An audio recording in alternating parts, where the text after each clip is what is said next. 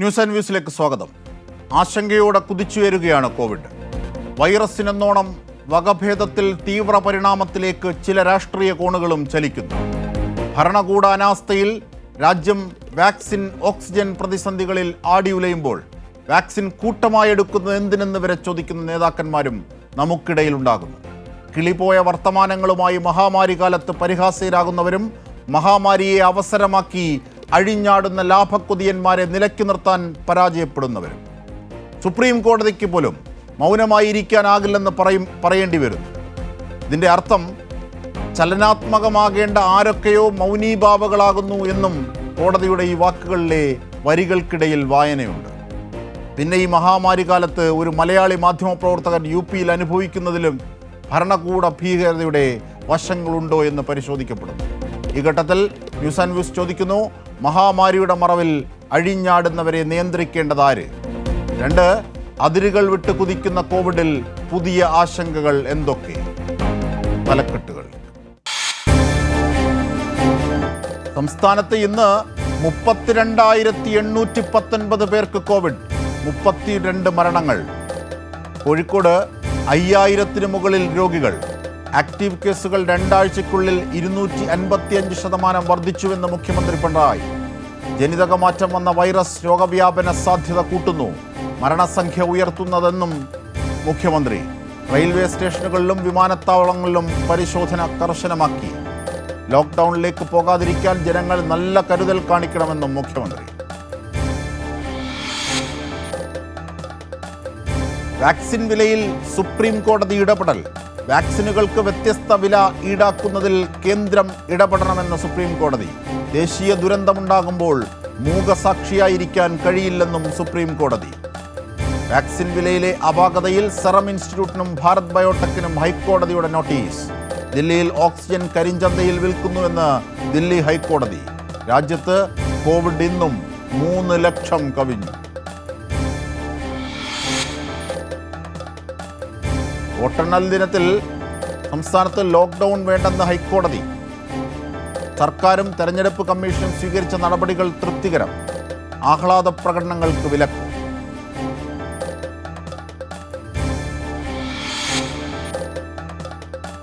BJPയുടെ തെരഞ്ഞെടുപ്പ് പ്രചരണത്തിനെത്തിച്ച കുഴൽപ്പണം തട്ടിയ സംഭവത്തിൽ അന്വേഷണം നല്ല രീതിയിലെന്ന് മുഖ്യമന്ത്രി പിണറായി. എല്ലാ വിവരങ്ങളും പോലീസിന്റെ കൈവശമുണ്ടെന്നും മുഖ്യമന്ത്രി. Kairali news exclusive. സംഭവത്തിൽ അന്വേഷണം തൃശൂർ ജില്ലയിലെ NDA സ്ഥാനാർത്ഥിയിലേക്ക്. കോഴിക്കോട് സോളാർ തട്ടിപ്പ് കേസിൽ സരിത S. നായർക്ക് 6 വർഷം കഠിന തടവ്. 3-ാം പ്രതി മണിമോനെ വെറുതെ വിട്ടു. 1-ാം പ്രതി ബിജു രാധാകൃഷ്ണന്റെ ശിക്ഷാവിധി പിന്നീട്. മലയാളി മാധ്യമപ്രവർത്തകൻ സിദ്ദിഖ് കാപ്പന്റെ ചികിത്സാ വിവരങ്ങൾ സമർപ്പിക്കാൻ UP സർക്കാരിന് സുപ്രീം കോടതിയുടെ നിർദ്ദേശം ചീഫ് ജസ്റ്റിസ് രമണ അധ്യക്ഷനായ ബെഞ്ചിൻ്റേത്. ദില്ലിയിലെ ആശുപത്രിയിലേക്ക് മാറ്റണമെന്നാവശ്യപ്പെട്ടുള്ള ഹർജിയിൽ കോടതി ഇടപെടൽ നാളെ.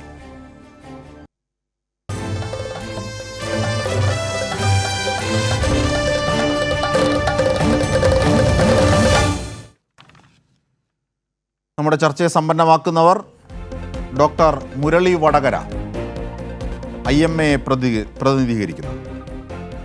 DYFI കേന്ദ്ര കമ്മിറ്റി അംഗം VK സനോജ്, മുസ്ലിം ലീഗ് വക്താവ് ഷാഫി ചാലിയം, ഒപ്പം യുവമോർച്ച സംസ്ഥാന വൈസ് പ്രസിഡന്റ് BL അജേഷ്.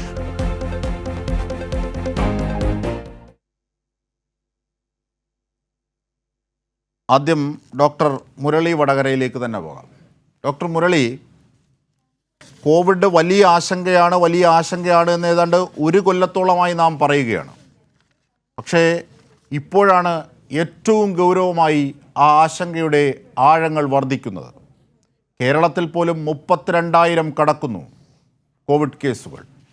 പുതിയ പശ്ചാത്തലത്തിലെ ആശങ്കകളെ എങ്ങനെയൊക്കെയാണ് നമുക്ക് പരിശോധിക്കാനാവുന്നത്? കഴിഞ്ഞ ഒരു നൂറ്റാണ്ടിനിടയ്ക്ക് മനുഷ്യരാശി അഭിമുഖീകരിച്ചിട്ടുള്ള ഏറ്റവും ഗുരുതരമായൊരു ആരോഗ്യ രംഗത്തുണ്ടാകുന്ന വെല്ലുവിളിയാണ് ഈ കോവിഡ് എന്ന് പറയുന്നത്. യാതൊരു തെറ്റുമില്ല.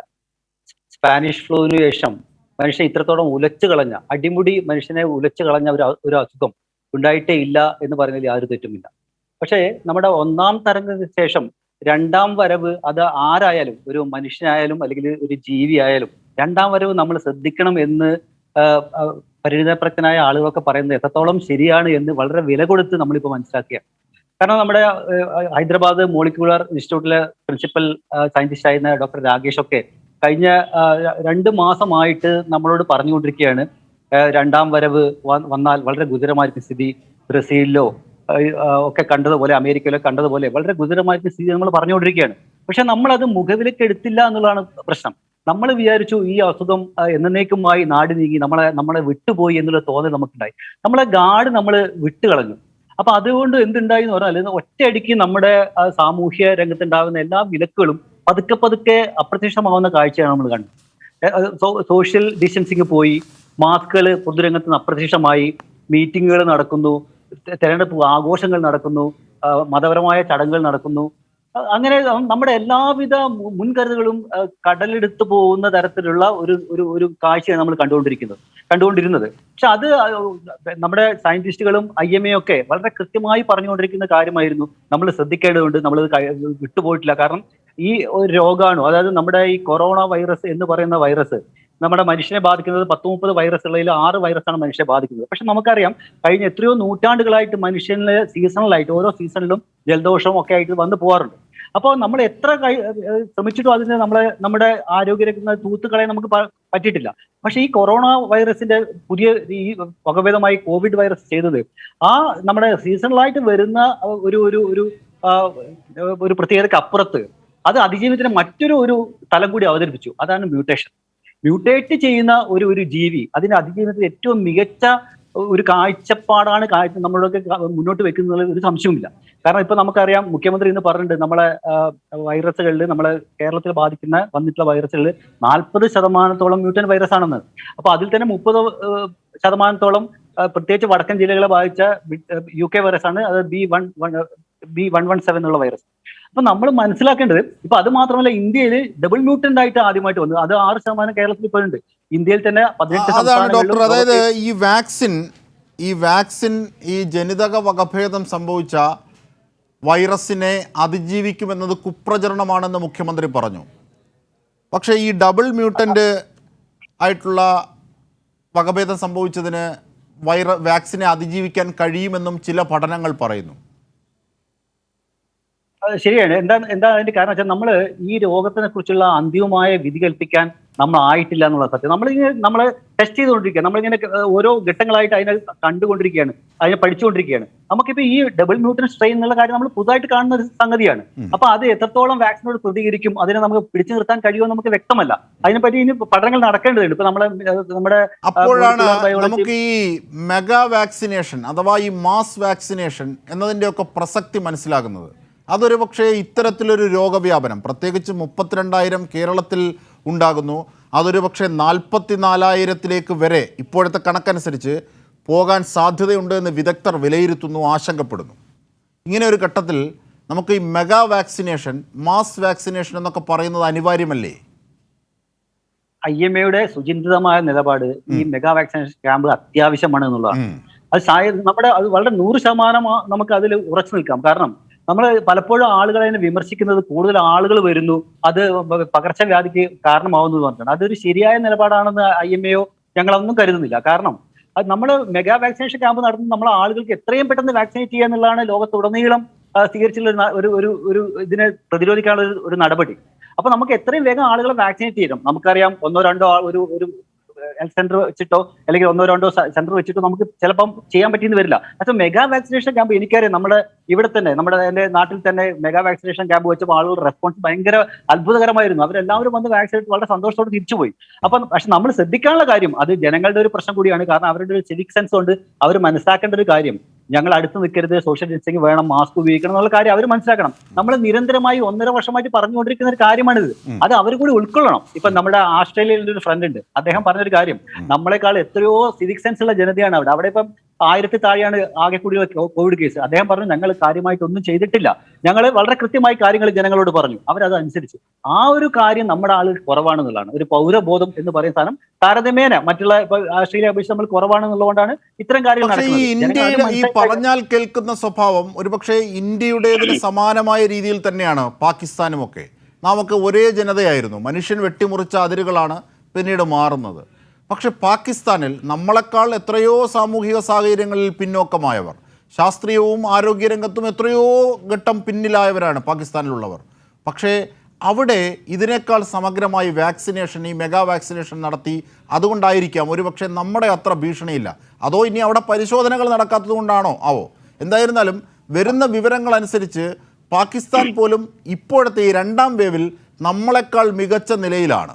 ഡോക്ടർ മുരളി, അത് ശരിയാണ്. പക്ഷെ അത് നിങ്ങൾ സൂചിപ്പിച്ചതുപോലെ നമ്മുടെ അവർ ടെസ്റ്റ് നടത്തുന്ന കാര്യത്തിലോ അല്ലെങ്കിൽ അവരുടെ കറക്റ്റായിട്ട് നമ്പറുകൾ പറയുന്ന കാര്യത്തിലോ എത്രത്തോളം ശരിയാണ് നമുക്ക് ഉറപ്പിക്കാൻ വയ്യ.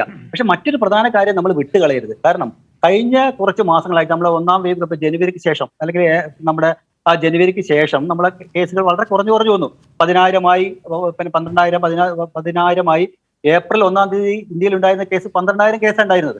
അപ്പൊ ആ ഒരു അവസ്ഥയിൽ നിന്ന് നമ്മൾ പെട്ടെന്ന് ഈ 3 ലക്ഷത്തിലധികം കേസ് കഴിഞ്ഞ 6 ദിവസം ഉണ്ടാകുന്ന സ്ഥിതിയിലേക്ക് മാറുന്നതിന്റെ പ്രധാന കാരണം രണ്ട് കാരണങ്ങളാണ്. ഒന്ന്, നമ്മുടെ ഇലക്ഷൻ ആഘോഷങ്ങൾ.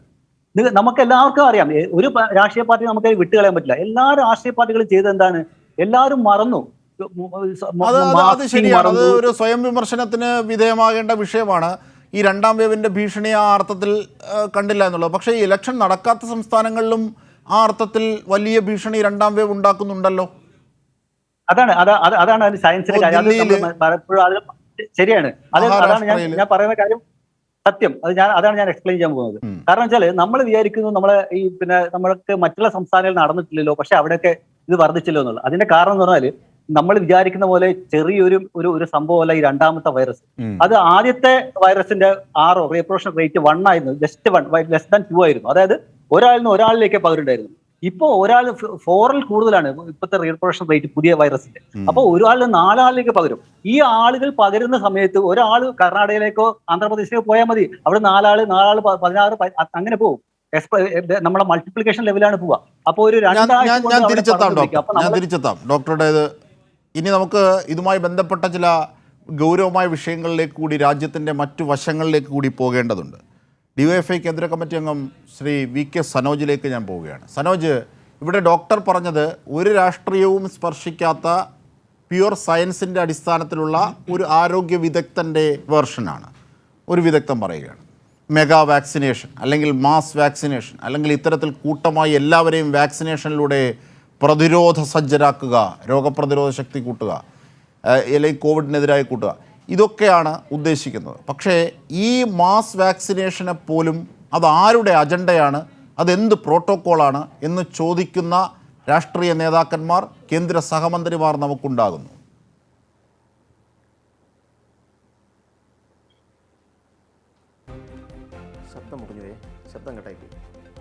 സനോജിന് കേൾക്കാമോ? ഇപ്പം കേൾക്കാം.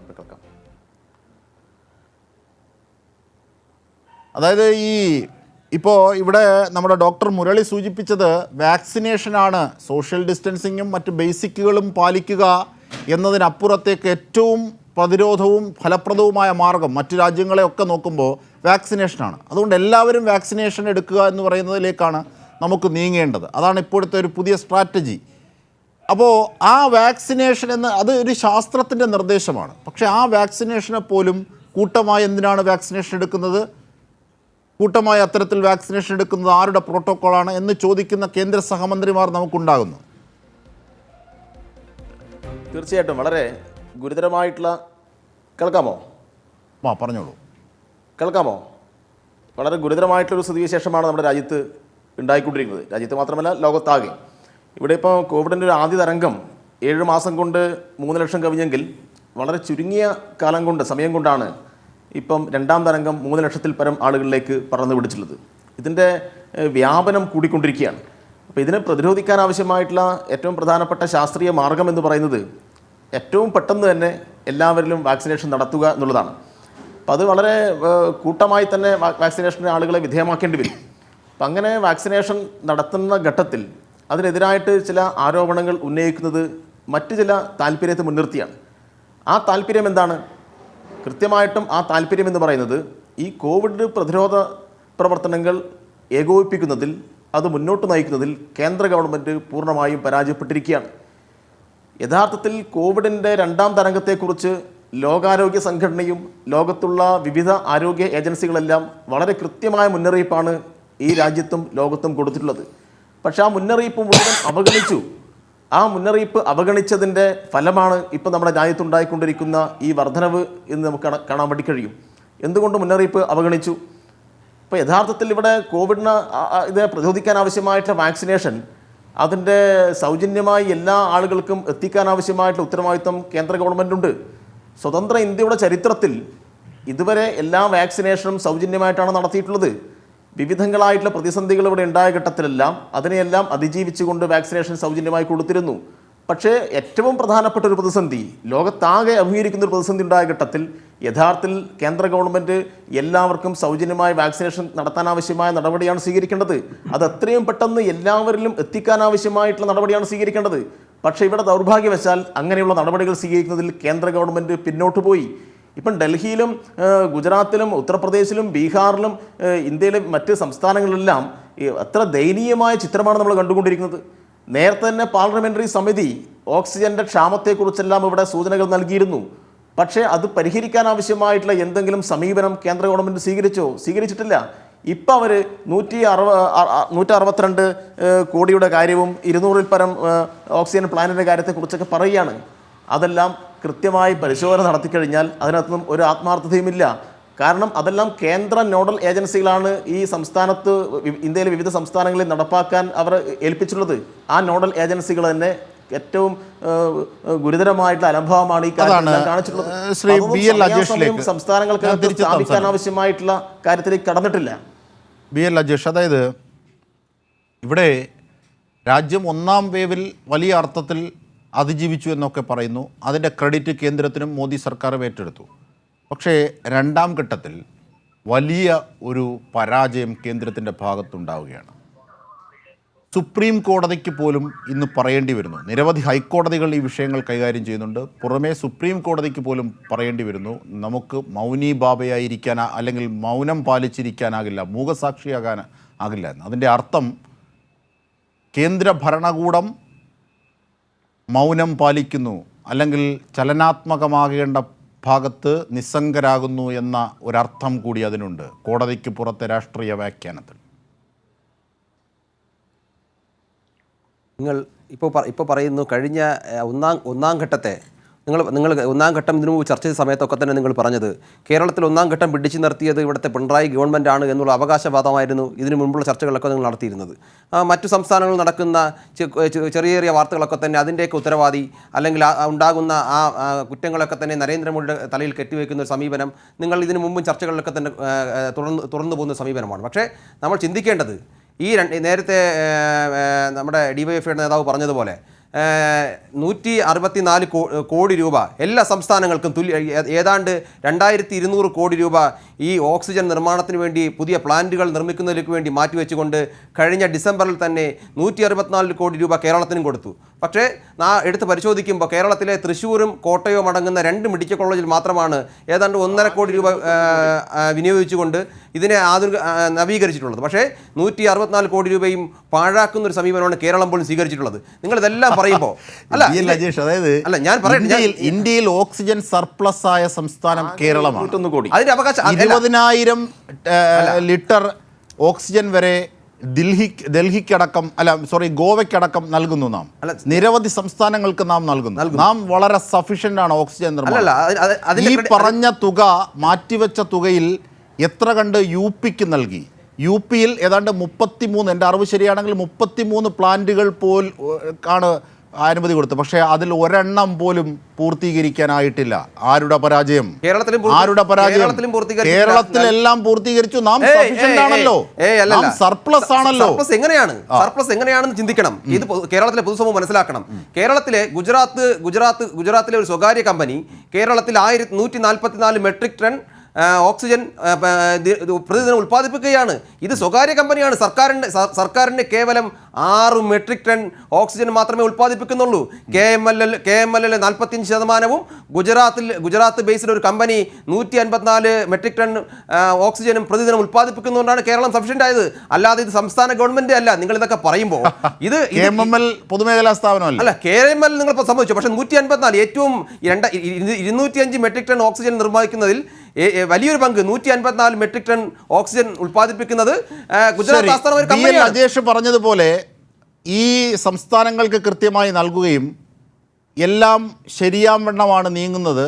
കേരളത്തിലെ അധിക ഓക്സിജന്റെ ക്രെഡിറ്റ് മോഡിക്കാണ് എങ്കിൽ മോഡി എന്ന് ഞാൻ പറഞ്ഞില്ല എങ്കിൽ ശ്രീ BL അജേഷ്, രാജ്യത്ത് ഇന്ന് കാണുന്ന ഓക്സിജന്റെയും വാക്സിനേഷന്റെയും അഭാവം മൂലം മനുഷ്യൻ പിടഞ്ഞു മരിക്കുന്ന അവസ്ഥയ്ക്ക് ഉത്തരവാദിയും മോദിയല്ലേ?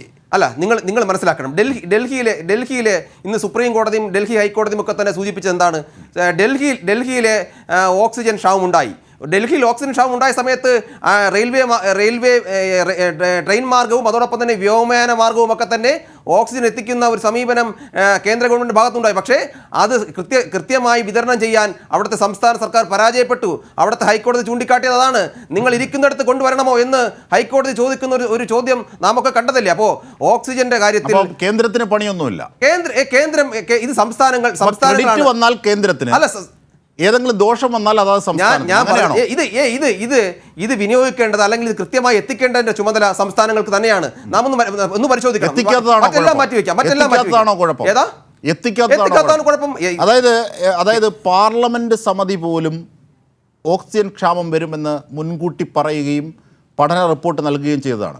എന്നിട്ട് കേന്ദ്ര സർക്കാർ എന്ത് ചെയ്യും? അതിന്റെ അടിസ്ഥാനത്തിൽ ഇനി ഓക്സിജൻ പ്ലാന്റുകൾക്കായി അനുവദിച്ച ഫണ്ടുകൾ ശരിയാവണ്ണം വിനിയോഗിക്കുകയും BJP ഭരിക്കുന്ന UP അടക്കമുള്ള സംസ്ഥാനങ്ങളിൽ ഓക്സിജൻ പ്ലാന്റുകൾ കൃത്യമായി നിർമ്മിച്ച് അത് കേരളത്തെ പോലെ അധികമാക്കുകയും ചെയ്യുന്ന അതിലേക്ക് കേന്ദ്രം നീങ്ങിയോ, അല്ലെങ്കിൽ BJP സംസ്ഥാനങ്ങൾ തന്നെ നീങ്ങിയോ? ഇതിന്റെ പരാജയം ആർക്ക്? നിങ്ങൾ BJP സംസ്ഥാനം പറയും. ഇന്ന് ഉച്ചയ്ക്ക് കേരളത്തിലെ മാധ്യമങ്ങൾ റിപ്പോർട്ട് ചെയ്തതാണ്, പാലയിലെ ജനറൽ ആശുപത്രിയിൽ ഓക്സിജന്റെ ക്ഷാമം ഉണ്ടായി. നിങ്ങൾ ഇതെല്ലാം അവകാശപ്പെടുമ്പോൾ നിങ്ങൾ UPയെയും ഗുജറാത്തിനെയും ഒക്കെ തന്നെ നോക്കിക്കാണുമ്പോൾ നിങ്ങളുടെ മൂക്കിന്റെ തുമ്പിലുള്ള പാല ജനറൽ ആശുപത്രിയിൽ പോലും ഇന്ന് ഓക്സിജന്റെ ക്ഷാമം ഉണ്ടായിരിക്കുന്നു. ഇത് മാധ്യമങ്ങൾ റിപ്പോർട്ട് ചെയ്തതാണ്. ഇത് BJPയുടെ ആരോപണമല്ല. ശരി, അതായത് അജേഷ് അതായത് നമ്മളൊരു കാര്യം പറയുമ്പോൾ അല്ല, നിങ്ങൾ പറയുന്നത് വസ്തുതാപരമായി അതിനെ സമർത്ഥിക്കാൻ ജനങ്ങൾ കണ്ടുകൊണ്ടിരിക്കുകയാണ്. കാരണം ദേശീയ മാധ്യമങ്ങൾ പോലും നമ്മുടെ കോവിഡ് പ്രതിരോധത്തെ എന്ന പോലെ നമ്മുടെ ഓക്സിജൻ നിർമ്മാണത്തെ പോലും ശ്ലാഘിക്കുന്നു. നമുക്ക് വേണ്ടതിനധികം ഓക്സിജൻ നാം ഇപ്പോഴും ഉൽപ്പാദിപ്പിക്കുന്നു. അങ്ങനെ ഒരു സാഹചര്യത്തിലേക്ക് നമ്മൾ ഉയരുന്നത് സംസ്ഥാനത്തിന്റെ ശേഷിയാണ്. അതുപോലെ BJP ഭരിക്കുന്ന സംസ്ഥാനങ്ങളും കേന്ദ്രത്തിന്റെ നിർദ്ദേശങ്ങളും ഒക്കെ അവിടെ പരാജയപ്പെട്ടു എന്നതാണ് ഓക്സിജന്റെ ക്ഷാമം സൂചിപ്പിക്കുന്നത്. അതവിടെ നിൽക്കട്ടെ. ശരി, അജേഷ് പറയുന്നത് അത് ചോദ്യത്തിനല്ല ഉത്തരം. ഞാനൊരു കാര്യം ചോദിക്കുന്നു. ഈ വാക്സിനേഷനെ കുറിച്ച് ഡോക്ടർ പറഞ്ഞത് കേട്ടല്ലോ. ലോകം മുഴുവൻ ശാസ്ത്രീയമായി അജേഷ് അംഗീകരിക്കപ്പെട്ടതാണ് വാക്സിനേഷനിലൂടെ നിങ്ങൾ അംഗീകരിച്ചിട്ടില്ല. നമുക്ക് ആര് നിങ്ങളുടെ ഈ കോവിഡ് വാക്സിൻ്റെ മൂന്നാം ഘട്ടം പരീക്ഷണം നടന്നിട്ടില്ല, അതുകൊണ്ട് വാക്സിൻ എടുക്കരുത് എന്ന് നിങ്ങളുടെ polit bureau secretary Sitaram Yechury പറഞ്ഞത് നമ്മൾ ചർച്ച ചെയ്തതാണ്. അത് അങ്ങനൊന്നും അല്ലല്ലോ. ഈ വാക്സിന്റെ മൂന്നാം ഘട്ട പരീക്ഷണം നടന്നിട്ടില്ല, പറഞ്ഞിട്ടുണ്ട്. അതായത് പശു ഓക്സിജൻ പുറത്തുവിടുന്നു എന്നപോലെ നിങ്ങൾ അപഹാസ്യരാകും. അങ്ങനെ ആകരുത്. ഈ ഘട്ടത്തിൽ ആരും നമ്മൾ അപഹാസ്യരാകരുത്. ഞാനൊരു കാര്യം ചോദിക്കുന്നു. വാക്സിനേഷന്റെ ശരിയാവണ്ണമുള്ള പരിശോധന ഘട്ടങ്ങൾ കഴിയണമെന്ന് ശാസ്ത്രത്തിന്റെ തന്നെ വക്താക്കൾ ചില ആശങ്ക പ്രകടിപ്പിച്ചപ്പോൾ ആ ആശങ്ക പങ്കുവെക്കുകയാണ് എല്ലാവരെ പോലെയും അന്ന് യെച്ചൂരിയും ചെയ്തത്. അതല്ലല്ലോ വിഷയം. വാക്സിനേഷനെ അംഗീകരിക്കുന്നുണ്ട്. CPIM അടക്കമുള്ളവർ എന്നും ശാസ്ത്രത്തിനൊപ്പം സഞ്ചരിക്കുന്നവരാണ്. നമ്മൾ വിഷയത്തെ വഴിതെറ്റിക്കണ്ട. ഞാൻ ചോദിക്കുന്നത് അത് അജേഷിന്റെ ഒരു കുതന്ത്രമാണ്. അതിൽ ഞാൻ വീടില്ല. അതായത് കൂട്ടമായി വാക്സിനേഷൻ സ്വീകരിക്കുകയാണ് രോഗപ്രതിരോധത്തിന്റെ ഏറ്റവും നല്ല മാർഗമെന്ന് ഏറ്റവും ഒടുവിൽ ഡോക്ടർ മുരളി വരെ പറയുകയാണ്. അദ്ദേഹത്തിന് രാഷ്ട്രീയമില്ല, അദ്ദേഹത്തിൻ്റെ രാഷ്ട്രീയം ശാസ്ത്രമാണ്. അദ്ദേഹം പറയുകയാണ്. പക്ഷേ ആ കൂട്ട വാക്സിനേഷനുകളെ അപഹസിക്കുന്നതും ശൈലജ ടീച്ചർ ക്വാറന്റൈനിൽ പോകുമ്പോൾ ആരാണ് ഈ കോവിൻ ആപ്പ് നോക്കുന്നത്, ആർക്കാണ് ഇതിൻ്റെയൊക്കെ ചുമതല എന്ന രീതിയിൽ അപഹാസ്യമാകുന്നത് പണ്ട് കോവിഡ് റാണി എന്നും നിപ്പ രാജകുമാരി എന്നും വിളിച്ചതുപോലെയാണ് അജേഷ്. ആരാണ് പറഞ്ഞത് കൂട്ട വാക്സിനേഷൻ അശാസ്ത്രീയമാണെന്ന്? കൂട്ട വാക്സിനേഷനെ എതിർക്കാൻ വി മുരളീധരൻ എന്ന അധികാരം? ഇത് എന്തു തരം ശാസ്ത്ര ഉപദേശത്തിൻ്റെ അടിസ്ഥാനത്തിലാണ് ഒരു സഹമന്ത്രി ഇത്തരത്തിൽ കേന്ദ്ര സഹമന്ത്രി പറയുന്നത്? ഇങ്ങനെയുള്ള ചോദ്യം ഉയരുന്നില്ലേ അജേഷ്? അതിന് മറുപടി പറ. കേരളത്തിൽ കൂട്ട വാക്സിൻ നിങ്ങൾ എടുത്തു എന്ന് അവകാശപ്പെടുന്നത് ഏപ്രിൽ മാസം 12-ാം തീയതിയാണ്. ഏപ്രിൽ മാസം 12-ാം തീയതി കേരളത്തിൽ 2 ലക്ഷത്തിലധികം വാക്സിൻ കേരളത്തിൽ എടുത്തു കഴിഞ്ഞു. പക്ഷേ ഇന്നലെ കേരളത്തിൽ എടുത്തിട്ടുള്ള വാക്സിൻ എന്ന് പറയുന്നത് വെറും 17,000-ആണ്.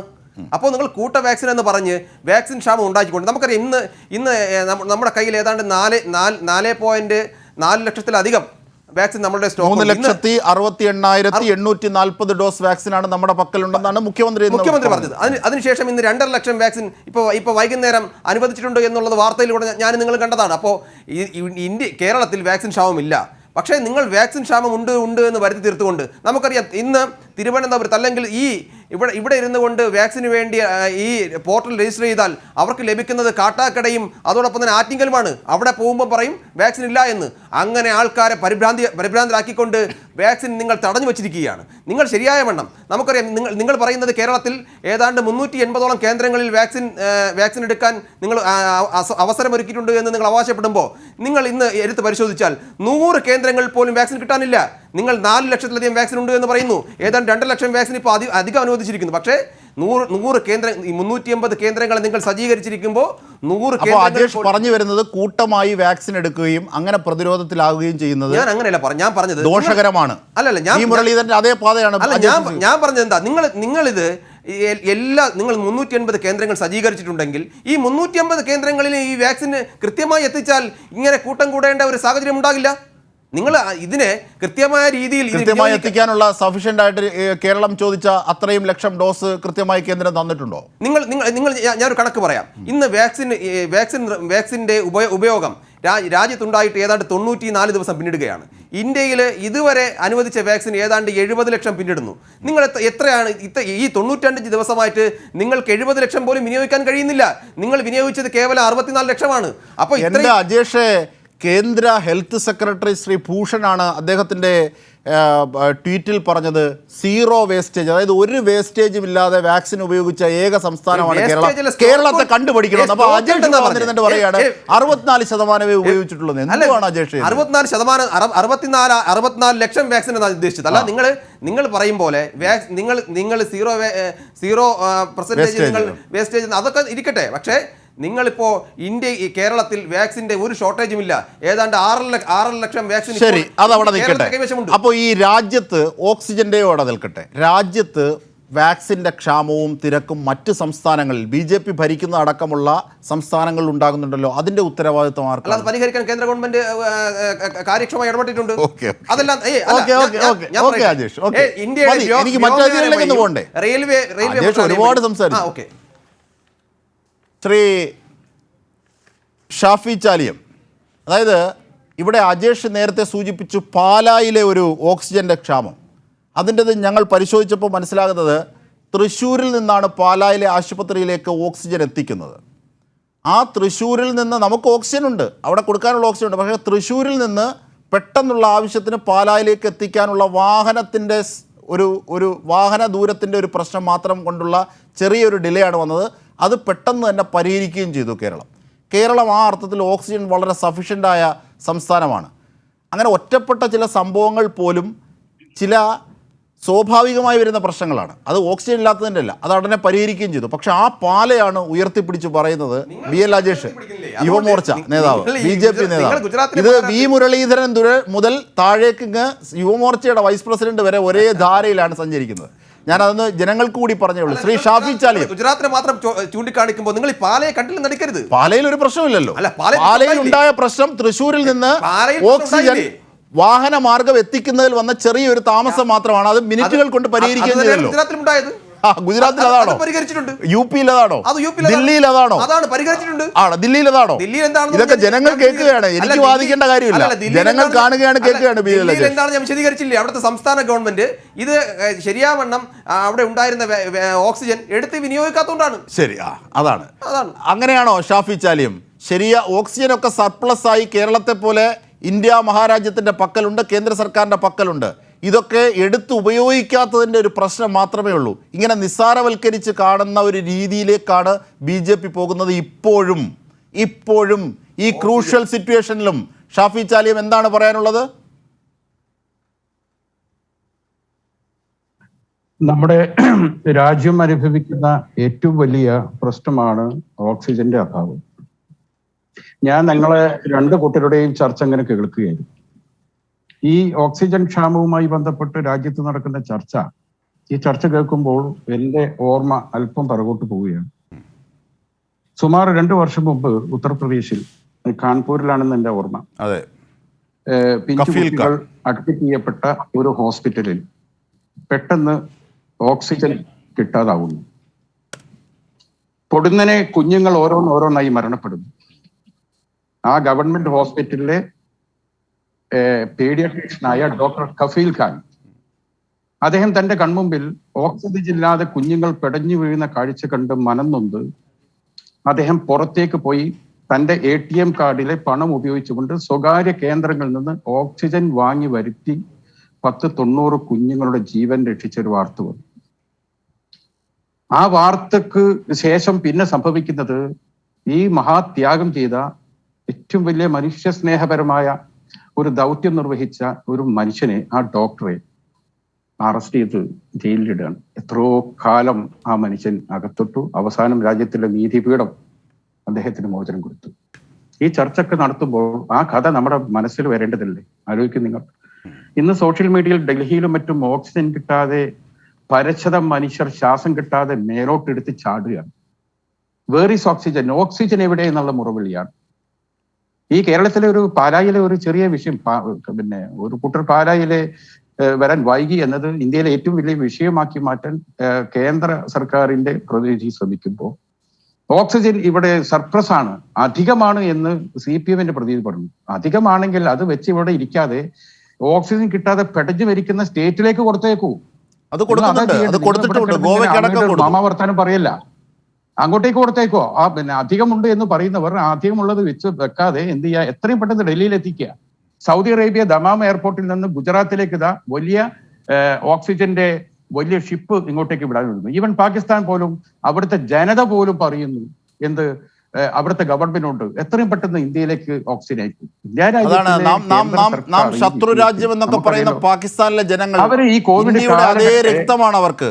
അവർ ഒരുപക്ഷെ ക്യാമ്പയിൻ നടത്തുന്നു ഇന്ത്യ ശ്വാസം മുട്ടിയപ്പോൾ. അത് വല്ലാത്തൊരു മാതൃകയാണ് അവിടേക്ക് എത്തിക്കുക എന്ന് പറയുന്നത്. പാകിസ്ഥാനിലെ ജനത പോലും പറയുകയാണ്. ശ്രീ ഷാഫി ചാലിയം, ഞാൻ ഈ അവസരത്തിൽ താങ്കൾ കഫീൽ ഖാൻ പറഞ്ഞത് അവിടുത്തെ ജനതയുടെ, ഞാൻ അവിടെ പറഞ്ഞത് ശ്രീ ഷാഫി ചാലിയം, ജനത പോലും മനുഷ്യ സമൂഹത്തെ എത്ര സ്നേഹിക്കുന്നതാണ്. ശ്രീ ഷാഫി ചാലിയം, അതിലേക്കാണ് ഞാൻ വരുന്നത്.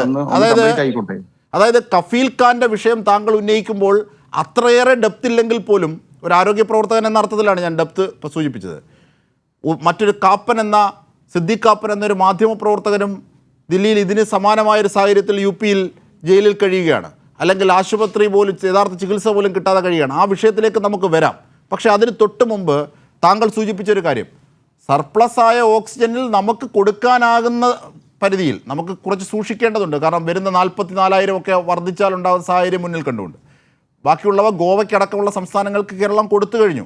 അങ്ങനെ കൊടുക്കുന്നത് താങ്കൾ അറിയുന്നില്ലേ? 1. 2, താങ്കൾ പറഞ്ഞു CPMന്റെയും BJPയുടെയും പ്രതിനിധിയുടെ ഈ ചർച്ച താങ്കൾ നോക്കിക്കാണുകയാണെന്ന്. ഈ മൗനമായ നിരീക്ഷണത്തിൻ്റെ നോക്കിക്കാണലാണ് രാഷ്ട്രീയമായി മുസ്ലിം ലീഗിനുള്ളത് എന്ന് ചിലർ ഉന്നയിക്കുന്നു. എന്ന് ഞാൻ പലയിടത്തും അത് കണ്ടു. കാരണം രാജ്യം മുഴുവൻ കേന്ദ്ര സർക്കാരിൻ്റെയും മോദി സർക്കാരിൻ്റെയും ഈ കൊടും വീഴ്ചയിൽ വാക്സിനേഷനും ഓക്സിജനും ഇല്ലാതെ രാജ്യം പിടഞ്ഞു മരിക്കുമ്പോൾ നിരവധി പേർ അതിനെ രാഷ്ട്രീയമായി പ്രതിരോധിച്ചുകൊണ്ട് കേന്ദ്ര സർക്കാരിനെ ഉണർത്താൻ മുമ്പോട്ട് വരുമ്പോൾ മുസ്ലിം ലീഗ് മാത്രം എവിടെയും ഒരു പ്രസ്താവനയിൽ പോലും BJPയോ കേന്ദ്ര സർക്കാരിനെയോ എതിർക്കുന്നില്ല എന്ന് ചിലർ ഉന്നയിക്കുന്നത് കേൾക്കുന്നുണ്ട്. ശ്രീ ഷാഫി ചാലിയം, അതിനുകൂടി താങ്കളൊന്ന് മറുപടി പറയൂ. ഞാൻ മറുപടി പറയാം. അത് മുഴുവൻ കേൾക്കാനുള്ള സഹിഷ്ണുത കാണിക്കണം. ഒന്ന്, ഞാൻ സൂമിലാണ് ഇരിക്കുന്നത്. ഈ സൂമിൽ വന്നിരിക്കുമ്പോൾ ഒരു പ്രയാസം എന്താണെന്ന് വെച്ചാൽ, നിങ്ങൾ പറയുന്ന കാര്യം അല്പസമയം കഴിഞ്ഞിട്ടേ ഞാൻ കേൾക്കുന്നുള്ളൂ. അതേപോലെ എനിക്ക് അങ്ങോട്ടേക്ക് പറയുമ്പോൾ ആരൊക്കെ ഇടപെടുന്നുണ്ട് എന്നത് മനസ്സിലാകുന്നില്ല. അങ്ങനത്തെ കുറച്ച് ഒരു 5 മിനിറ്റൊന്നും വേണ്ട, ഒരു ചെറിയൊരു കംഫർട്ടബിൾ സമയം ഇത് വിശദീകരിക്കണം. നിങ്ങൾ മുസ്ലിം ലീഗ് എന്ന പാർട്ടിയെ കുറിച്ച് ഇനി പഠിക്കേണ്ടിയിരിക്കുന്നു. ഞങ്ങൾ അനാവശ്യമായി ഒരു വിഷയത്തിലും പോയി ഇടപെടുന്നവരല്ല. ഇത് അനാവശ്യമാണ് വരുന്ന എല്ലാ പറഞ്ഞത് കേൾക്കും. അതാ പറഞ്ഞു, നിങ്ങൾ ഇടയിൽ ഇടപെട്ടാൽ ഇത് സൂമിൽ വരുന്നതുകൊണ്ട് നിങ്ങളെ വർത്തമാനം കേൾക്കുന്നത് ഞാൻ കുറെ കഴിഞ്ഞിട്ടാ. പിന്നെ വെറുതെ നമ്മളെ സമയമുണ്ട് പോകും. സുഹൃത്തെ ഒന്ന് കേൾക്കൂ. ഞാൻ പറഞ്ഞത് എല്ലാ വിഷയത്തിലും വരിഞ്ഞു കയറി അഭിപ്രായം പറയുക, എല്ലാ ദിവസവും വാർത്താ സമ്മേളനം നടത്തുക, എല്ലാ ദിവസവും സർക്കാരിനെ കുറ്റം പറയും. ഇങ്ങനത്തെ ഒരു പാർട്ടിയല്ല ഞങ്ങളുടെ. വളരെ സൂക്ഷ്മമായി ആലോചിച്ച് പറയേണ്ടിടത്ത് മാത്രം വളരെ പരിമിതപ്പെടുത്തി പറയേണ്ടിടത്ത് അങ്ങനെ പറയുക, ശക്തമായി പറയേണ്ടിടത്ത് അവിടെ പറയുക. ഇതാണ് ഞങ്ങളുടെ സമീപനം. ഇവിടെ തന്നെ കേരളത്തിൽ ഈ കോവിഡുമായി ബന്ധപ്പെട്ട് ഇടതുപക്ഷ സർക്കാരിന് നേരെ വളരെ സൂക്ഷിച്ച് പ്രതികരിച്ച ഒരു പാർട്ടിയായിരുന്നു. അത് മനസ്സിലാക്കണം. വൈകുന്നേരങ്ങളിലെ മുഖ്യമന്ത്രിയുടെ വാർത്താ സമ്മേളനങ്ങൾ ശ്രദ്ധിച്ചോ? ഒരു രാഷ്ട്രീയ പാർട്ടി അതിന്റെ കീഴിലുള്ള സർവ്വ ആശുപത്രികളും ആംബുലൻസുകളും സംവിധാനങ്ങളും സൗജന്യമായി വിട്ടു നൽകിയെന്ന് മുഖ്യമന്ത്രി പോലും സൂചിപ്പിച്ചത് മുസ്ലിം ലീഗ് എന്ന പാർട്ടിയെ കുറിച്ച്. പക്ഷെ അത് വലിയ ആവേശമായി, അത് വലിയൊരു ക്രെഡിറ്റായി ഞങ്ങൾ കൊണ്ടെടുക്കുന്നത് നമ്മളൊരു സേവന മേഖലയാണ്. മനുഷ്യൻ പിടഞ്ഞു വീഴുമ്പോൾ അവിടെ സഹായിക്കുക. ശരിയാണ്. ഇപ്പൊ തന്നെ ഞാൻ അടക്കമുള്ള ഒരു ജനതയെ ആശങ്കയോടുകൂടെ കാണുന്ന വലിയ വിഷയങ്ങൾ പാർലമെന്റിന്റെ സഭകളിൽ ഉണ്ടാകുമ്പോൾ അവിടേക്ക് പോകാതെ ഫ്ലൈറ്റ് കിട്ടാതെ കല്യാണങ്ങൾക്ക് വരെ പോകുന്ന ആ അർത്ഥത്തിൽ വരെ സാത്വിക സ്വഭാവം പാലിക്കുന്നവരാണ് മുസ്ലിം ലീഗുകാർ. അത് കഴിഞ്ഞ പാർലമെന്റ് ഘട്ടങ്ങളിലൊക്കെ നാം മനസ്സിലാക്കിയതാണ്. തുടർന്നോളൂ ഷാഫി ചാലി. ഇതിന്റെ അകത്ത് ഒരുപാട് നിങ്ങൾ ഇപ്പോഴും ആ ബിരിയാണി ചെമ്പ് വിട്ടില്ലേ? നാണമില്ലേ നിങ്ങൾക്ക്? എത്ര വട്ടം ഈ ചൈനയിൽ ചർച്ചയിൽ ഞാൻ ഇരിക്കുന്നു. ആണെങ്കിൽ ആ കുഞ്ഞാലിക്കുട്ടി ബിരിയാണി ചെമ്പും പിന്നെ വോട്ടെടുപ്പും വേറെ പണിയില്ല നിങ്ങൾക്ക്.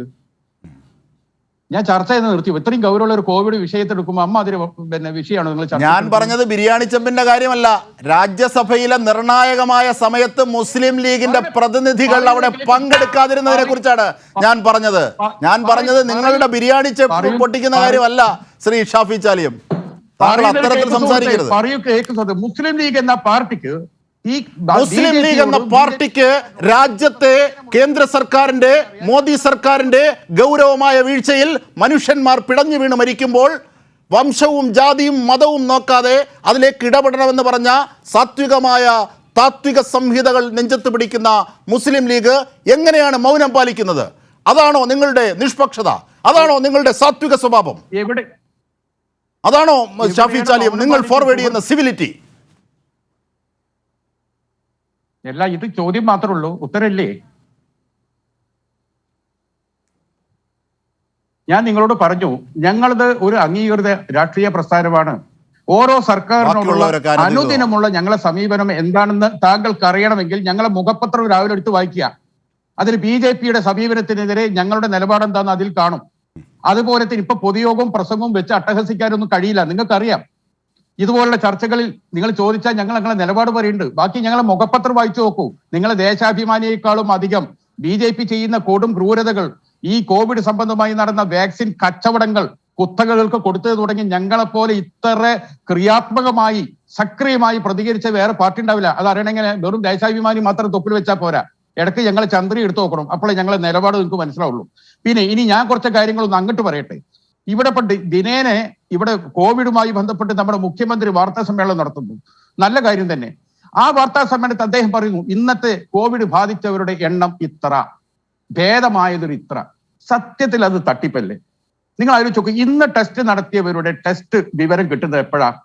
ഈ RT-PCR ടെസ്റ്റ് നടത്തി കഴിഞ്ഞാൽ 5 ദിവസമോ 6 ദിവസമോ കഴിഞ്ഞിട്ടാണ് റിപ്പോർട്ട് ഫലം പുറത്തു വരുന്നത്.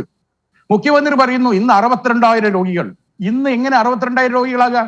ഇന്ന് നടത്തിയ ടെസ്റ്റ് റിപ്പോർട്ട് 5 ദിവസമോ 6 ദിവസമോ കഴിഞ്ഞ് വരുന്നത്.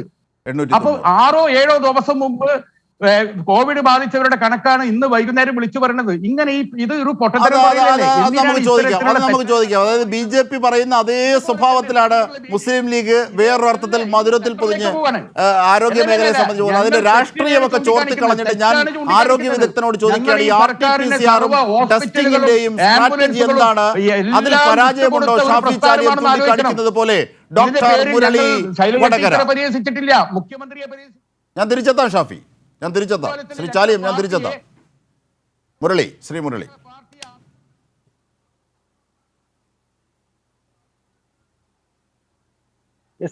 ചോദ്യം ക്ലിയർ ആയില്ല. അതായത് ഈ RT-PCR ടെസ്റ്റ് ചെയ്യുമ്പോൾ വരുന്ന വൈകലും ആ ടെസ്റ്റിംഗ് സ്ട്രാറ്റജിയിലെ പരാജയവും ഒക്കെയാണ് ശ്രീ ഷാഫി ചാലിയും ചൂണ്ടിക്കാണിക്കുന്നത്? എന്താണ് അതിൻ്റെ വസ്തുതയെന്ന്, അതിൻ്റെ രാഷ്ട്രീയം ചോർത്തിക്കളഞ്ഞ് അതിൻ്റെ ആരോഗ്യ സംബന്ധിയായ വസ്തുതയെ സംബന്ധിച്ചാണ് ഞാൻ താങ്കളോട് ആരാഞ്ഞത്.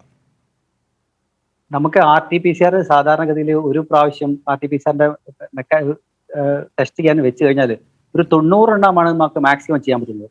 അപ്പോൾ ഒരു സെന്ററിലൊക്കെ നമുക്ക് ഒരു രാവിലെ തൊട്ട് ഉച്ച വരെ 90 എണ്ണമാണ് സാധാരണഗതിയിൽ ചെയ്യുന്നത്. അപ്പോൾ നമുക്ക് ഈ ധാരാളം ഇപ്പോൾ ഒരു 1000-ഓ 2000 ഒക്കെ വരുമ്പോൾ അത് എന്തായാലും ലേറ്റ് ആവും. അത് നമുക്ക് അതിന്റെ ആ ഗ്രഡേഷനിൽ ചെയ്യാൻ പറ്റുള്ളൂ. ഒരു ശ്രേണി ഉണ്ടല്ലോ നമുക്ക് അതിന്, അത് ആ 1, 2, 3 അതേ ചെയ്യാൻ പറ്റുള്ളൂ. അപ്പൊ നമുക്കിത് മിനിമം നമുക്ക് ഒരു 8 മണിക്കൂർ 9 മണിക്കൂർ വേണ്ട ടെസ്റ്റുകൾ ഇത് ലേറ്റ് ആയി പോകും. ഒന്ന് ലേറ്റ് ആയാലും എല്ലാം പിന്നെ പിന്നിൽ വരുന്നൊക്കെ ലേറ്റ് ആവും. അപ്പൊ ഇത് ആർക്കും ഒരു ലാഭകരമായ ഒരു കാര്യമല്ല ഇത് ലേറ്റ് ആക്കുന്നത്. നമ്മളെ സംബന്ധിച്ചോളം, ആരോഗ്യ പ്രവർത്തകരെ സംബന്ധിച്ചോളം എത്രയും പെട്ടെന്ന് റിസൾട്ട് കൊടുക്കണം എന്ന് ഞങ്ങൾ ആഗ്രഹിക്കുന്നത്. അത് യാതൊരു സംശയവുമില്ല. കാരണം വെച്ചാൽ നമ്മളെ സംബന്ധിച്ചോളം ഓരോ രോഗിയും വിലപ്പെട്ട നമുക്ക് അറിയില്ല. അതായത് അയാൾ പോസിറ്റീവ് ആണെങ്കിൽ അയാൾ ഇനി പരത്താതിരിക്കണം എന്നുള്ളത് നമ്മളെല്ലാവരും ആഗ്രഹിക്കുന്നത്. അത് ഏറ്റവും കൂടുതൽ ആഗ്രഹിക്കുന്ന ആരോഗ്യ പ്രവർത്തകരുമാണ്. അപ്പോൾ ഒരു റിസൾട്ട് ഷാഫി ചാലിയം ചൂണ്ടിക്കാണിച്ചത്, അതായത് ഇപ്പോൾ ആന്റിജൻ ടെസ്റ്റ് ആണെങ്കിൽ ഒരുപക്ഷെ അതിന് സമഗ്രത കുറവുണ്ടെങ്കിലും അത് പെട്ടെന്ന് നമുക്ക് അറിയാനാകും. RT-PCR ചെയ്യുമ്പോൾ വരുന്ന താമസമുണ്ട്. അപ്പോൾ ഈ 3, 4, 5, 6 ദിവസം കഴിഞ്ഞൊക്കെയാണ് പലപ്പോഴും അറിയപ്പെടുന്നത്. അപ്പോൾ ഇപ്പോൾ പറയുന്ന രോഗികൾ 6 ദിവസം മുമ്പുള്ള രോഗികളാണ്. അപ്പോൾ പരിശോധനയിൽ ഒരു ശാസ്ത്രീയക്കുറവുണ്ട് എന്നൊക്കെയാണ് ഷാഫി ചാലിയം മുമ്പോട്ട് വെച്ചത്. അത് യുക്തിയുള്ളതല്ലേ? എൻ്റെ സംശയമാണ്. അത് അത്രത്തോളം യുക്തിയുണ്ട് എന്ന് പറയാൻ കഴിയില്ല. കാരണം വെച്ചാൽ നമ്മുടെ അത് ഈ ടെസ്റ്റുകൾ തമ്മിലുള്ള വ്യത്യാസം മനസ്സിലാക്കാത്തതുകൊണ്ടാണ്. ആന്റിജൻ ടെസ്റ്റ് എന്ന് പറഞ്ഞാൽ സാധാരണഗതിയിൽ നമ്മൾ ഒരു അടിസ്ഥാനപരമായിട്ട് അത് സർവേക്ക് ഉപയോഗിക്കുന്ന ടെസ്റ്റാണ്.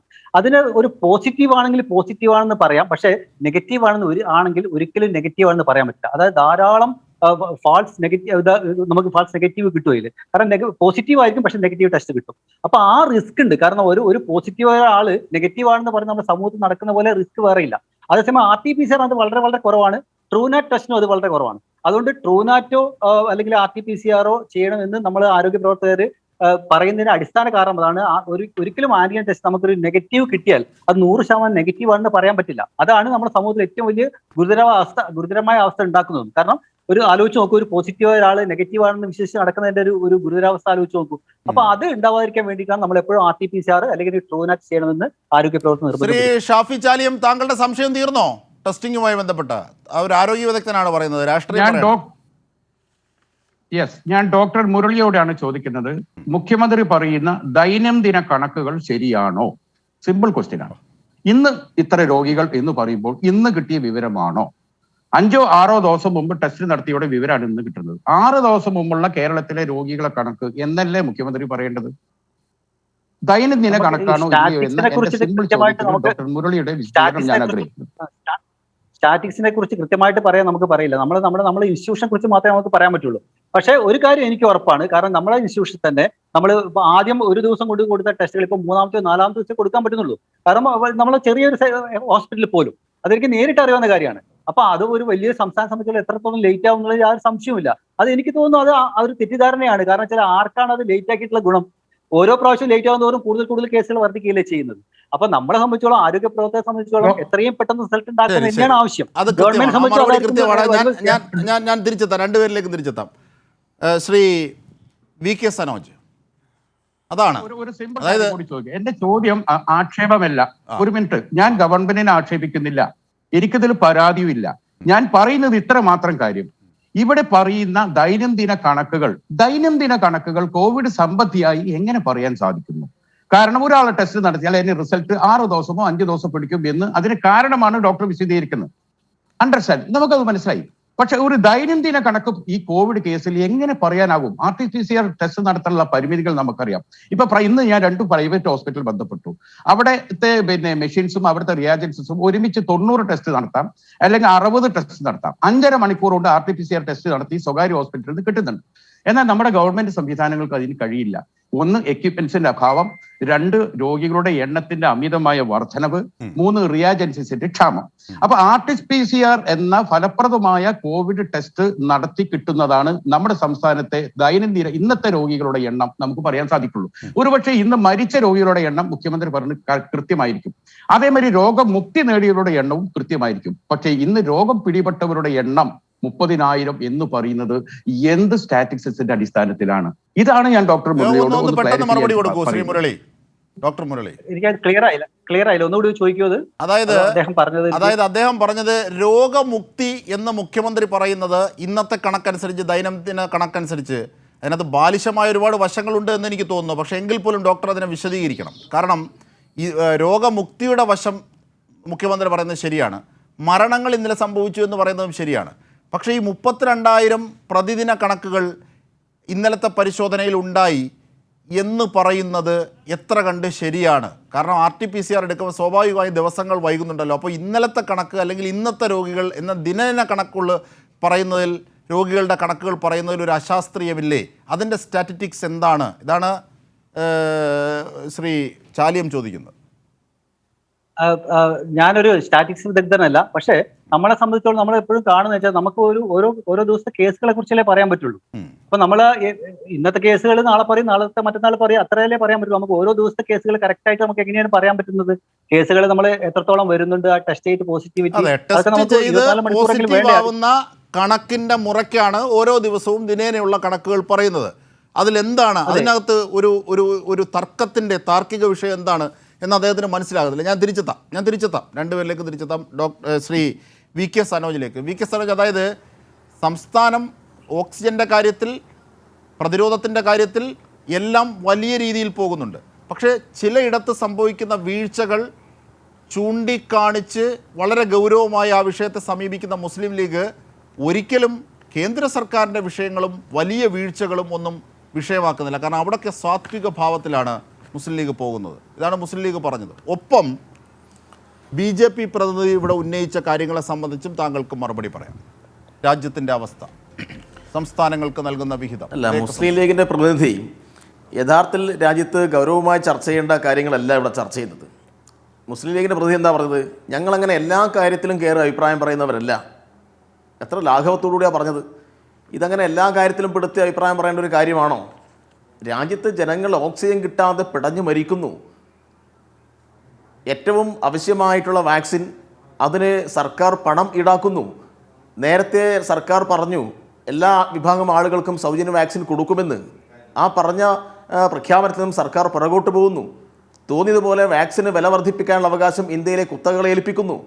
ഇത്രമാത്രം ഗൗരവമായിട്ടുള്ള കാര്യം ഇവിടെ ഉയർന്നു വന്ന ഘട്ടത്തിൽ ഞങ്ങൾ അതിനെക്കുറിച്ചെല്ലാം കുറച്ച് പഠിച്ച് താത്വികമായി പിന്നീട് അഭിപ്രായം പറയാം എന്നൊക്കെ പറയുന്ന മുസ്ലിം ലീഗിന്റെ പ്രതിനിധി, അദ്ദേഹം അഭിപ്രായം പറയുമ്പോൾ അവരുടെ മുഖപത്രത്തിൽ ചന്ദ്രികയിൽ കൃത്യമായി ക്രിയാത്മകമായ വിമർശനങ്ങൾ ഉന്നയിക്കുന്നുണ്ട്.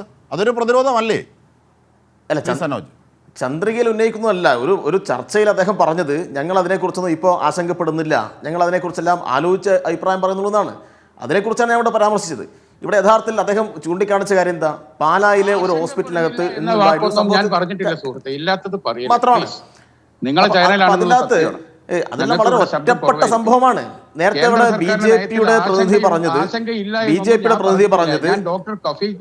അല്ല ഞാൻ പറഞ്ഞോട്ടെ, ഞാൻ നിങ്ങൾ പറയാൻ പറഞ്ഞില്ലല്ലോ. BJPയുടെ പ്രതിനിധി പറഞ്ഞത് കണക്കിൽ ചില പെശകുണ്ട്. രാജ്യത്ത് 162 ഓക്സിജൻ പ്ലാന്റ് സ്ഥാപിക്കാൻ വേണ്ടി കേവലം 201 കോടി രൂപ മാത്രമാണ് കൊടുത്തത്. കഫീൽ ഖാന്റേത് അടക്കം മുൻകാല പ്രാബല്യത്തിൽ കേന്ദ്ര സർക്കാരിന്റെയും BJP സർക്കാരിന്റെയും വീഴ്ചകൾ പരിശോധിക്കുകയും രാഷ്ട്രീയമായി വിവക്ഷിക്കുകയും ചെയ്യുന്ന പാർട്ടിയാണ് മുസ്ലിം ലീഗ്. ആ അർത്ഥത്തിലാണ് ഈ വിഷയത്തെ കാണുന്നത്. ഒരു മയവും BJPയോട് ഇല്ല എന്നും അദ്ദേഹം ആവർത്തിച്ചു. ശ്രീ ഷാഫി ചാലിയം, സനോജ് പറയാം. ശരി, തീർച്ചയായിട്ടും തീർച്ചയായിട്ടും അതൊക്കെ സ്വാഗതം ചെയ്യുകയാണ്. ഞാനടുത്ത് BJP പ്രതിനിധിയുടെ പറഞ്ഞത് 162 പ്ലാനിന് വേണ്ടി 201 കോടിയാണ്. നേരത്തെ അദ്ദേഹം പറഞ്ഞതിൽ ചില പെശകുണ്ട്. അപ്പോൾ 201 കോടിയിൽ അദ്ദേഹം പറയുകയാണ് കേരളം ഉൾപ്പെടെയുള്ള സംസ്ഥാനങ്ങളിൽ അത് നടപ്പാക്കിയിട്ടില്ല എന്ന്.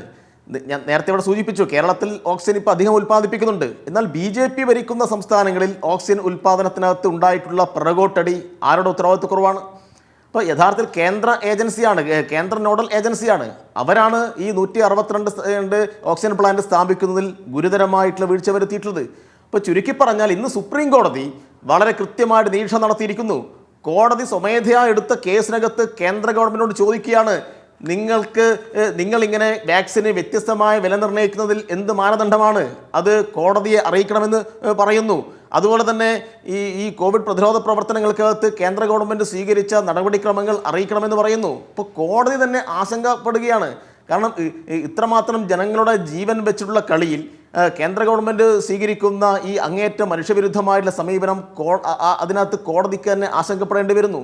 അപ്പോൾ വളരെ കൃത്യമായിട്ടും കേന്ദ്ര ഗവൺമെൻറ്റിന് ഇത്രയേറെ സമയമുണ്ടായിട്ടും ഈ കാര്യത്തിനകത്ത് കൃത്യമായ ഒരു മുൻകരുതൽ എടുക്കാൻ കഴിഞ്ഞിട്ടില്ല. ശാസ്ത്രീയമായ ഒരു സമീപനം ഇതിനകത്ത് ഉയർത്തിയിട്ടില്ല.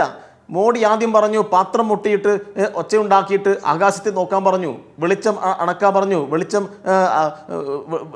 കത്തിച്ചു വെക്കാൻ വേണ്ടി പറഞ്ഞു. എന്തൊക്കെയാണ് അവിടെ പറഞ്ഞത്?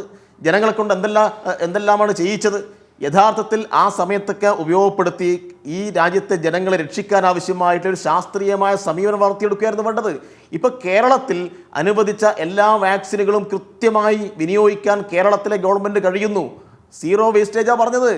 അത് മറ്റേത് സംസ്ഥാനത്തുണ്ട്? BJP ഭരിക്കുന്ന ഏതെങ്കിലും സംസ്ഥാനത്ത് ഇത്ര കാര്യക്ഷമതയോട് കൂടിയിട്ട് വാക്സിൻ പ്രവർത്തനം നടക്കുന്നുണ്ടോ? BJPയുടെ പ്രതിനിധി പറയേണ്ടതുണ്ട്.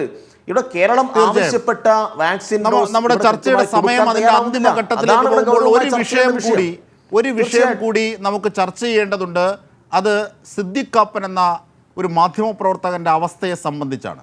അതിലേക്ക് പോകുന്നതിന് മുമ്പ് സെക്കൻഡുകൾ കൊണ്ട് മറുപടി പറയണം ശ്രീ ഡോക്ടർ മുരളി. താങ്കളെ അതിൽ ഞാൻ ഉൾപ്പെടുത്തുന്നില്ല, സിദ്ദിഖ് കാപ്പൻ്റെ ചർച്ചയിൽ ഉൾപ്പെടുത്തുന്നില്ല. എങ്കിൽ പോലും അവസാനമായി ഞാൻ താങ്കളോട് ചോദിക്കുന്നു, ഈ കോവിഡ് ബ്രിഗേഡ് 13,625 പേരെ കൂടി ഉൾപ്പെടുത്തിയിരിക്കുന്നു എന്നൊക്കെ മുഖ്യമന്ത്രി ഇന്ന് സൂചിപ്പിച്ചു.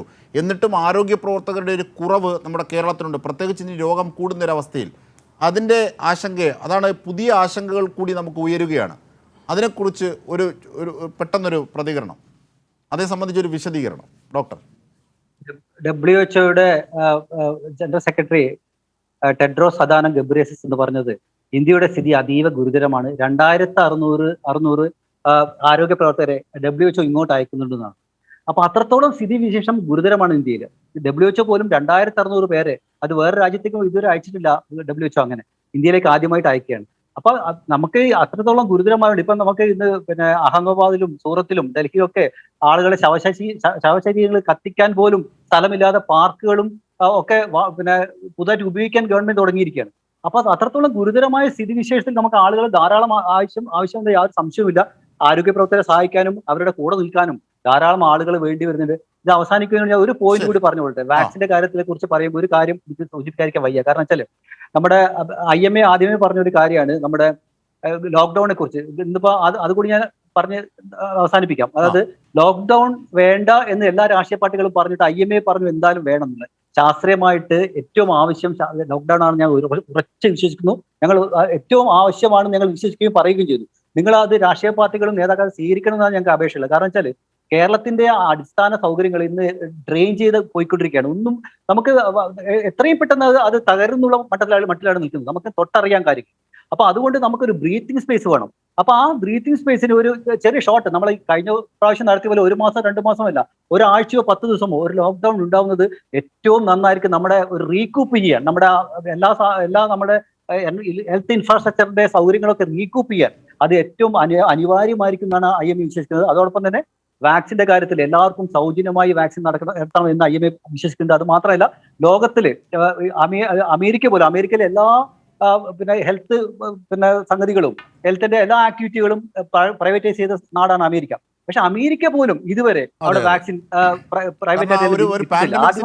ഒരു മഹാമാരി കാലത്ത് അങ്ങനെയാണ് ക്രിയാത്മകമായി പ്രവർത്തിക്കേണ്ടത്.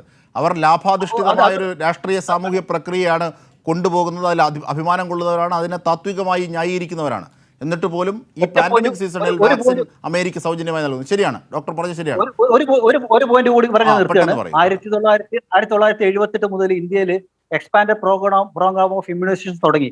ഈ നമ്മുടെ പൾസ് പോളിയോ പോലത്തെ വലിയ ഇമ്മ്യൂണൈസേഷൻ ക്യാമ്പയിൻസ് ഇറക്കി. അതിനൊന്നും ആരോടും പൈസ വാങ്ങിച്ചിട്ടില്ല, ഗവൺമെന്റ് ആണ് ചെയ്തത്. ആ ഒരു മഹാപാരമ്പര്യം നമുക്കുണ്ട്. ആ പാരമ്പര്യം BJP-യാണ് മറുപടി പറയേണ്ടത്, ഇപ്പോഴത്തെ കേന്ദ്ര സർക്കാരാണ്. പോകട്ടെ, ആ വിഷയത്തിലേക്ക് പോകുന്നതിനുണ്ട് ശ്രീ രാജേഷ്. അതായത് നമ്മളത് 2 ഘട്ടമായി ചർച്ച ചെയ്ത് കഴിഞ്ഞു. നിങ്ങൾ വീണ്ടും പഴയ വിഷയത്തിലേക്ക് പോകും. സൗജന്യ വാക്സിൻ ഇന്ന് വരെ സൗജന്യ വാക്സിൻ ഇനി മുതൽ ഇന്ത്യയിൽ ഉണ്ടാകില്ല എന്ന് ഒരു ഗവൺമെന്റും പറഞ്ഞിട്ടില്ല. 18 മുതൽ 45 വരെ നിങ്ങൾ കാര്യം മനസ്സിലാക്കണം. നിങ്ങൾ ഇന്നിപ്പോൾ തമിഴ്നാടും കർണാടകയും അടക്കമുള്ള സംസ്ഥാനങ്ങൾ സംസ്ഥാനത്തിന്റെ ഫണ്ട് ഉപയോഗിച്ചുകൊണ്ട് വാക്സിന് വേണ്ടി ഓർഡർ ചെയ്തിട്ടുണ്ട്. പക്ഷേ കേരളം നാളെ വരെ എന്ത് ചെയ്തിട്ടുണ്ട്? നിങ്ങൾ 5000 കോടി രൂപ നിങ്ങൾ ക്യൂബയിൽ നിന്ന് വാക്സിൻ വരുമെന്ന് പറഞ്ഞു. നിങ്ങളുടെ ഒരു മന്ത്രി പറയുന്നു, MM മണി പറയുന്നു, ഞങ്ങൾക്ക് കേന്ദ്രത്തിന്റെ ഒരു ആവശ്യവുമില്ല, കേരളത്തിൽ മുഴുവൻ ആൾക്കാർക്കും ഞങ്ങൾ സൗജന്യ വാക്സിൻ കൊടുക്കുമെന്ന് കേരളത്തിന്റെ ഒരു മന്ത്രി പറയുന്നു. എന്ത് ചെയ്തു? ഇപ്പൊ സൗജന്യമായി 80 ലക്ഷം വാക്സിൻ കേന്ദ്രം തന്നതാണ്. നിങ്ങൾ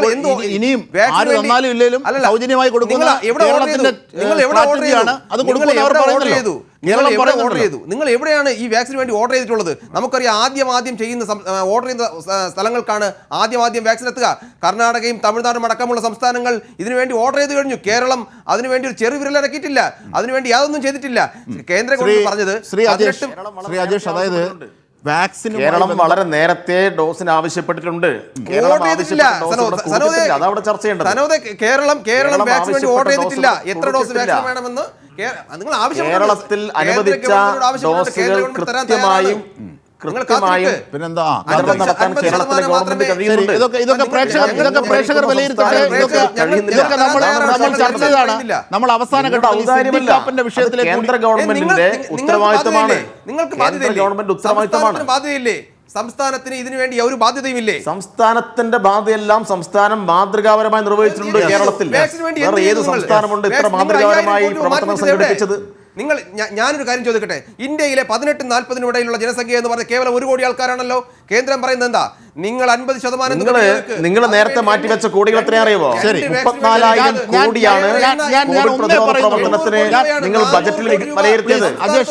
ആ ബജറ്റിൽ വകയിരുത്തിയിട്ടുള്ള 34,000 കോടി എവിടെ? അതായത് വാക്സിന്റെ കാര്യത്തിൽ കേരളത്തെ വിരൽ ചൂണ്ടുമ്പോൾ 3 വിരലുകൾ കേന്ദ്രത്തിനെതിരെയാണ്, നിങ്ങൾക്കെതിരെയാണ്. അതുകൊണ്ട് അതവിടെ നിൽക്കട്ടെ. നമുക്ക് സിദ്ദിഖാപ്പിന്റെ വിഷയം കൂടി ഒന്ന് ചർച്ച ചെയ്യണ്ടേ? സിദ്ദിഖാപ്പിന്റെ വിഷയം കൂടി ഒന്ന് ചർച്ച ഞാൻ സനോജിലേക്ക് എത്താം. ഇനി 5 മിനിറ്റിൽ താഴെയുള്ളൂ. അതുകൊണ്ടാണ് ഈ ഒരു മലയാളി മാധ്യമ പ്രവർത്തകൻ എന്തോ ആയിക്കോട്ടെ, ഒരു മനുഷ്യാവകാശ വിഷയം അതിനകത്തുണ്ട്. എന്താണ് BJPയുടെ നിലപാട്? ഇപ്പോൾ കോടതിയെ നാളെ റിപ്പോർട്ട് ചോദിച്ചിരിക്കുകയാണ്, മെഡിക്കൽ റിപ്പോർട്ട്. അതിലെന്താ കുഴപ്പം? നിങ്ങൾ സിദ്ദിഖാപ്പൻ എന്ത് സംഭവിച്ചു എന്നാണ് നിങ്ങൾ പറയുന്നത്? അവിടുത്തെ സംസ്ഥാന ഗവൺമെന്റ് വ്യക്തമായി പറയുന്നുണ്ട്, നിങ്ങൾ പറയുന്ന യാതൊരുവിധ ബുദ്ധിമുട്ടും സിദ്ദിഖാപ്പനില്ല. അദ്ദേഹത്തെ UAP എന്ന് പറയുന്ന ആ ഒരു കുറ്റം ചുമത്തി അദ്ദേഹം ജയിലിലാണ്. ആ ജയിലിൽ UAP കുറ്റം ചുമത്തിയ ഒരു വ്യക്തിക്ക് കിട്ടുന്ന എല്ലാ പരിഗണനയും അദ്ദേഹത്തിന് ലഭിക്കുന്നുണ്ട്. നിങ്ങൾ പറയുന്നു അദ്ദേഹത്തിന്റെ ഭാര്യയെ വിളിച്ചു. കേരളത്തിലെ മാധ്യമങ്ങൾ റിപ്പോർട്ട് ചെയ്യുകയാണ്, അദ്ദേഹത്തിന്റെ ഭാര്യയെ ആര് വിളിച്ചു, അല്ലെങ്കിൽ ഏത് നമ്പറിൽ നിന്ന് വിളിച്ചു, അതിന്റെ എവിഡൻസ് എന്താണ്? നിങ്ങൾ ഒന്നും പറയുന്നില്ല. നമുക്ക് ഇത് പറയുമ്പോൾ കുറച്ച് ദിവസം മുമ്പ് കേരളത്തിൽ ഇതുപോലൊരു വ്യക്തിക്ക് വേണ്ടി ജാമ്യത്തിന് വേണ്ടി കോടതിയിൽ മൂവ് ചെയ്ത് നമ്മൾ കണ്ടതല്ലേ? ബിനീഷ് കോടിയേരിയുടെ അച്ഛന് സുഖമില്ല, അദ്ദേഹം സീരിയസ് ആണ്. അല്ല, ഇത് രണ്ടും കൂടെ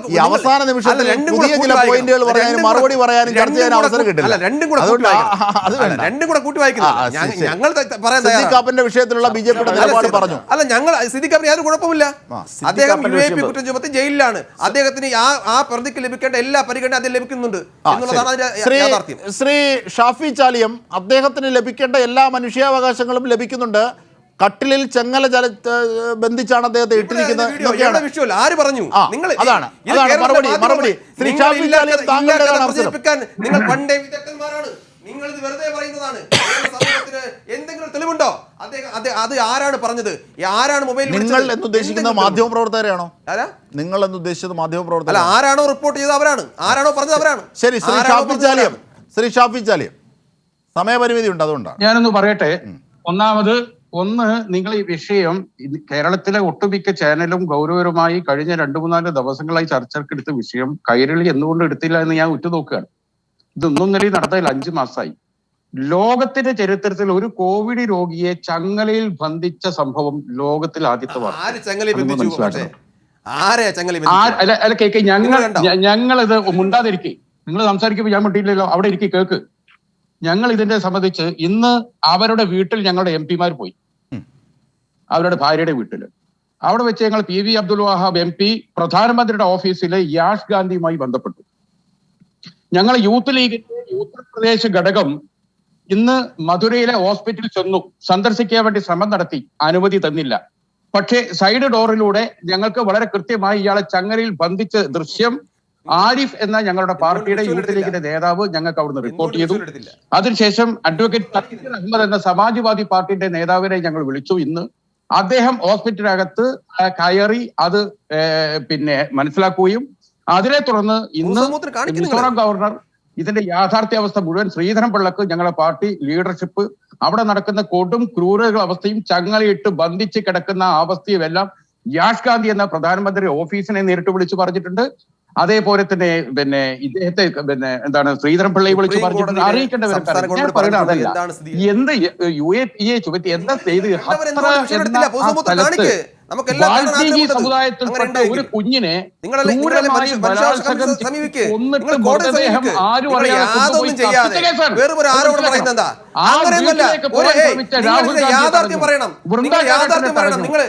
പിന്നെ പ്രിയങ്ക ഗാന്ധി പോകുന്ന വഴിക്ക് തടഞ്ഞിട്ട് ആ പെൺകുട്ടി അവിടെ എത്തിയത്. ചന്ദ്രശേഖർ ആസാദിനെ തടഞ്ഞു, ഞങ്ങളുടെ യൂത്ത് ലീഗിന്റെ നേതൃത്വത്തെ തടഞ്ഞു.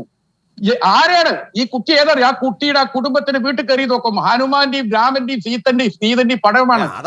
ഓം പ്രകാശ് എന്ന പിതാവിന്റെ കുട്ടിയാണിത്. ഓം ഭാരത് മാത എന്ന് വിളിക്കുന്നവർ ഓം പ്രകാശ് എന്ന ഒരു പാവപ്പെട്ട ഹിന്ദു ബാലികയെ കൊന്ന് പീഡിപ്പിച്ച RSSന്റെ നരാധപന്മാരെ അവരെ രക്ഷിക്കാനാണ് ഈ മനുഷ്യത്വമില്ലാത്ത ഈ ഫാസിസ്റ്റ് പോലീസ് കോടതി ചെയ്തത്. ഇയാൾ ഒന്നിന്റെ പ്രവർത്തകനല്ല, പോപ്പുലർ ഫ്രണ്ടിന്റെ പ്രവർത്തകനല്ല, ഒരു പുണ്ണാക്കുമല്ല. ഇയാളെ കേസ് നടത്തുന്നവരാണ്. ഇയാളെ കൂടെ പിടിക്കപ്പെട്ട 3 പേർ പോപ്പുലർ ഫ്രണ്ടുകാരാണ്. അവരെ കേസ് നടത്തുന്നത് പോപ്പുലർ ഫ്രണ്ടിന്റെ വക്കീലാണ്. ഈ കാപ്പന്റെ കേസ് അവരല്ലേ നടത്തുന്നത്. ന്യൂഡൽഹിയിലെ മാധ്യമ സംഘടനയുടെ ജോലി ചെയ്തു എന്ന ഒറ്റ കാരണത്താൽ അദ്ദേഹത്തെ പോപ്പുലർ ഫണ്ട് ആക്കാൻ പറ്റില്ല. അങ്ങനെയാണ് അവരൊക്കെ പത്രസ്ഥാപനത്തിൽ വർക്ക് ചെയ്തവരാണ്. ഈ ആനകൾ തന്നെ ഈ പോപ്പുലർ ഫണ്ട് ഒരു നിരോധിത സംഘടനയാണോ?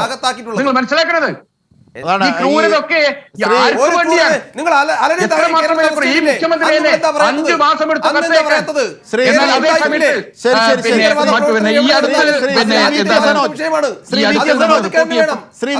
ബിഷപ്പ് ആരും പറയുന്നത് കേൾക്കില്ല. ബഹളം ഉണ്ടാക്കിയാൽ ആരും ബന്ധപ്പെട്ട് VK സനോജ് ഞാൻ അവസാനമായ ഒരു 30 സെക്കൻഡിൽ താങ്കൾ പ്രതികരിക്കണം. പുറത്തു വന്നുകൊണ്ടിരിക്കുന്ന വാർത്തകൾ അതീവ ഗൗരവകരമാണ്. വേണ്ടി ഗൾഫിലേക്ക് കത്ത് ചെയ്ത് രക്ഷപ്പെടുത്തണമെന്ന്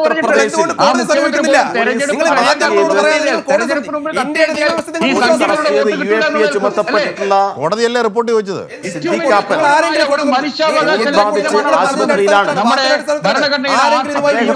കടുത്ത മനുഷ്യാവകാശ